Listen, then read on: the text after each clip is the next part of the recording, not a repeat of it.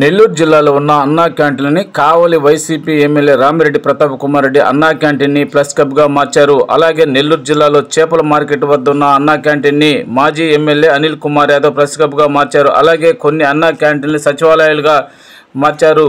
5 సంవత్సరాలుగా అన్నా క్యాంటీన్ని నిర్వహణ చేసిన వైసీపీ ప్రభుత్వం టీడీపీ ప్రభుత్వం రాగానే అన్నా క్యాంటీన్ని రీఓపెనింగ్ చేస్తామన్న ప్రభుత్వం కావలిలో అన్నా క్యాంటీన్ని ప్రెస్ క్లబ్గా మార్చారు. అయితే ఇప్పటికే అన్నా క్యాంటీన్లో ఏర్పాటు చేసిన ప్రెస్ క్లబ్ను కూడా తొలగించి మెప్మా వాళ్ళకి ఇచ్చినట్టుగా సమాచారం.